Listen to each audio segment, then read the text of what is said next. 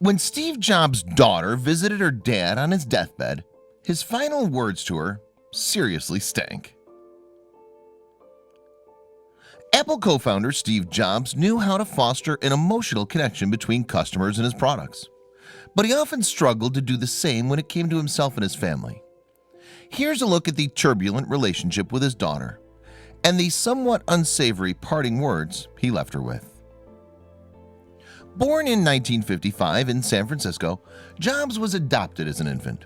Then, after growing up, he briefly attended Reed College in Portland, Oregon, although he ultimately quit his studies and instead made his way across India in search of spiritual fulfillment. And as was the case with many people his age during this period, he also used drugs. In fact, Jobs once claimed that dropping acid was one of the most significant moments of his life. Then, upon his return home, Jobs teamed up with Steve Wozniak to form a company that would later take over the world, Apple. Just 12 months later, the pair boosted both their respective profiles and bank balances with the release of a pioneering computer named the Apple II. And after suffering commercial disappointment with 1983's Apple Lisa, the duo bounced back the next year with the groundbreaking Macintosh. However, Jobs left his own company in 1985 following a lengthy boardroom power struggle. Shortly afterwards, he recruited several of his former co-workers to form a new specialist computer platform development organization called Next. He was also instrumental in the early years of animation powerhouse Pixar. Then Jobs found himself back at the company he had founded following a 1997 merger between Next and Apple. And in fact, he helped save the latter firm from potential financial ruin with an array of products that would change both the technological and cultural landscape. These included the iMac, the iPod, the iPhone, and the iPad. Sadly, the iPhone 5 proved to be Jobs' final contribution to the tech world. In October 2011, the visionary mogul passed away from respiratory arrest linked to a pancreatic neuroendocrine tumor that had been diagnosed with 8 years previously. He was just 56. Jobs was survived by wife Lauren Powell, whom he'd married in 1991. The pair had first met in 1989 when Jobs was giving a lecture at the Stanford Business School where Powell was studying. And they went on to have 3 children, Reed, Aaron, and Eve. Jobs also had a daughter, Lisa, from an earlier long-term relationship with Chrisanne Brennan. Jobs and Brennan had spent 5 years together in the mid-1970s after meeting at high school. However, things ended on a strained note. Jobs even refused to acknowledge that Lisa was his daughter. In fact, Jobs didn't publicly accept that he was Lisa's dad until 2 years after her birth, when a DNA test conclusively proved that he was her father. Jobs was therefore initially required to pay almost $400 a month in child support, with the sum increasing to $500 when Apple went public and turned Jobs into a millionaire several times over. Following the verdict, Jobs visited his daughter, who was 3 at the time, and during the meeting he apparently asked her, "You know who I am?" According to Brennan, Jobs then put on a Darth Vader-esque voice and said, "I am your father. I am one of the most important people you will ever know." But although Jobs continued to provide financial help for his daughter, he allegedly gave little in the way of emotional support. Lisa's reportedly claimed that her father remained terse, distant, and, perhaps surprisingly considering his wealth, rather miserly with money when it came to her.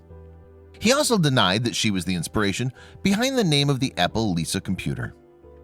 Lisa recalled one particular incident from her childhood in her 2018 memoir, Small Fry. After asking her father whether he'd be giving her his Porsche at some point in the future, Jobs snapped back, "Absolutely not. You're not getting anything. You understand? Nothing. You're getting nothing." And while Jobs did take Lisa and her mother out roller skating around their hometown, the Apple co-founder apparently remained aloof with the pair. Lisa wrote of Jobs in her memoir, "He didn't talk much. There were long pauses, the thunk and whir of roller skates on pavement. A few times I felt his eyes on me. When I looked up, he looked away." But despite Jobs' reluctance to play the typical father figure, Lisa was still immensely proud to be his daughter.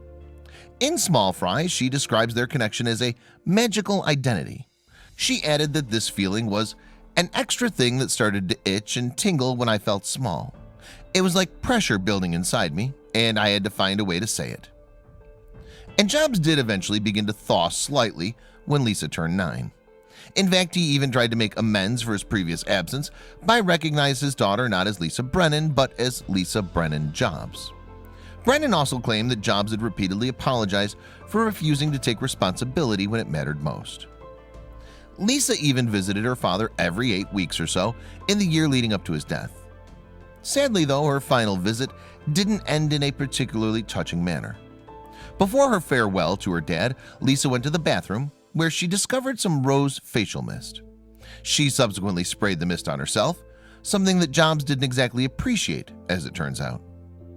Indeed, after the pair embraced, Lisa turned to make her exit before her father called out her name. "Yeah," she replied. "You smell like a toilet," Jobs charmingly responded. And these proved to be the final words that the tech whiz said to his firstborn, according to Lisa. In her memoir, Lisa also speculated why she and Jobs had never enjoyed a typical father-daughter relationship. She wrote, "Our story did not fit with the narrative of greatness and virtue he might have wanted for himself." She also described herself as a blot on a particular landscape. Lisa then added, "My existence ruined his streak. For me, it was the opposite. The closer I was to him, the less I would feel ashamed. He was part of the world, and he would accelerate me into the light."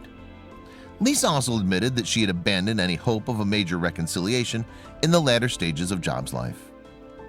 As well as her memoir, Lisa has also written for publications such as Vogue, the Massachusetts Review, and the Oprah magazine, to name just a few. The Harvard graduate has also been depicted on screen several times in movies such as Pirates of Silicon Valley, Jobs, and Steve Jobs. And rather charmingly, the screenwriter of the latter, Aaron Sorkin, once described Lisa as the heroine of the film. Check out these other videos from Let Me Know. If you haven't made the move to subscribe to our channel, all you need to do is click on that red subscribe button. Thank you for watching.